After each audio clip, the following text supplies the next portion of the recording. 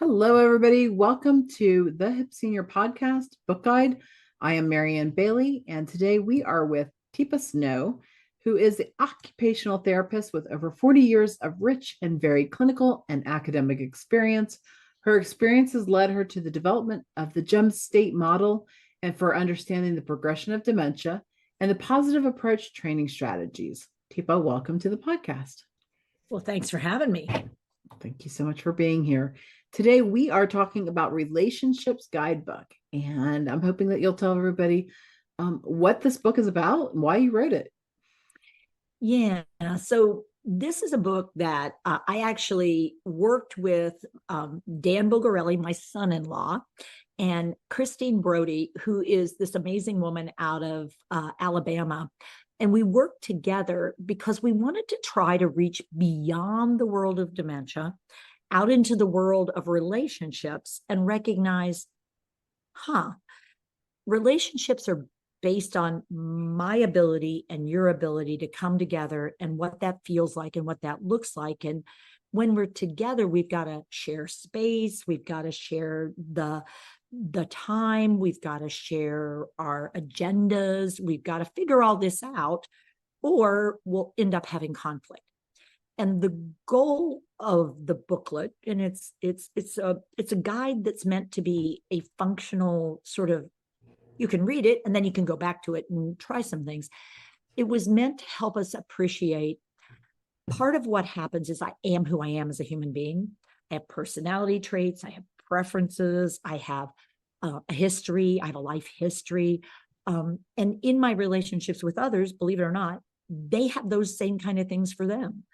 And what we've got to figure out is, how can I start to notice and pick up on those things and figure out where we're a good match and where we have the potential to have some differences that could rub each of us the wrong way.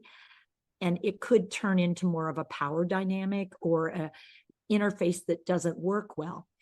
And if we want it to work well, then we commit ourselves to being curious about the other human being involved in this and decide, okay, the better I can figure you out and the better I know myself, the better when we come together, it's likely to have a better outcome. And so the book was primarily designed to really help us appreciate whether you're in dementia or not. You may have kids, you may have somebody who has a neurodiverse brain, you may have just family around you that you're trying hard to form relationships with, and you're finding it challenging and difficult, and it's not comfortable. And when people aren't comfortable, they don't perform their best, it turns out. I haven't personally had to deal with that, but the day comes when I do. Your books are going to be the one that I want to go to. So I read your book from beginning to end for this one. What's the end moment? What's the thing that you want people to absolutely take away from this book? So with this one, it's really looking in the mirror and deciding what's possible for you in this moment. Are you willing to, are you interested in moving forward with this human being? Or do you need a break? Do you need to step back and maybe offer other relationships for it? Because it's not a good match for you right now. And if you try to keep doing this, you're more likely to cause harm than you are to cause good between the two of you. And unfortunately, the way brains work, they can hold on to that a long time. And if I want somebody to hold on to something with me in it, I want it to be more pleasurable or joyful or purposeful or valuable or healthy than I want it to be, negative or frustrating or leave that bad taste in your mouth of like, you're trying to boss me around. It's like, well, I'm not, but it felt that way. Wow. I need to listen to that. So recognizing we can all make mistakes, can we learn from our mistakes? And so mostly I want folks to go, oh, well, that may help me. Oh, okay, well, that makes sense. And be willing to be flexible in how we go about things, recognizing sometimes you really feel compelled. And it's like, is it really needed? Or are you making yourself think that? And is it better to just take a moment and step back rather than to push forward in the relationship? And is that relationship worth it?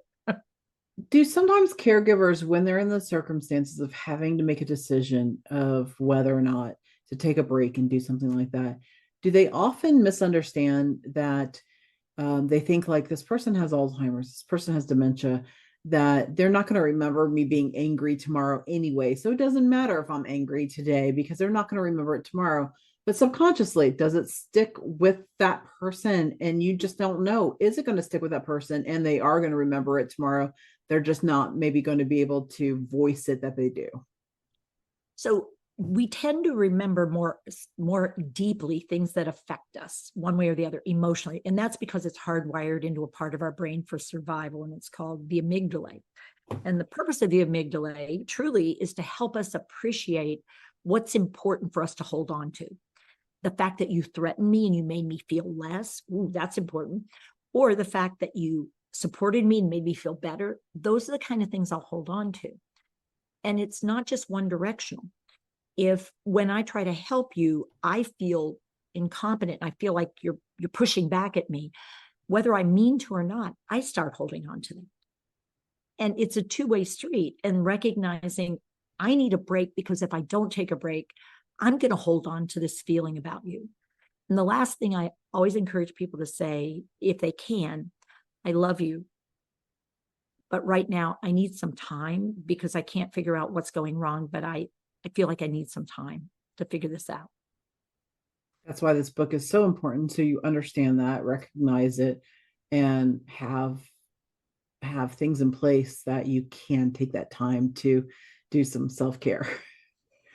So Teepa, thank you so much for explaining this book. It's like I said, if I ever, like I said, I haven't ever, been in that situation, but if I am, it's definitely my go-to book because I recognize just even from that short little snippet of what you've said of how important that is, to understand that and to be able to react accordingly. So, Teepa, Who thank you and so who much. do we have in our lives that could take my place because they are that positive connector? And so that's the other side of it, I guess I didn't mention. Building a relationship outside of this relationship so that when I need help, you'll get help. Oh, people don't think of those things. Like, what happens if I were to pass away and I was a caregiver?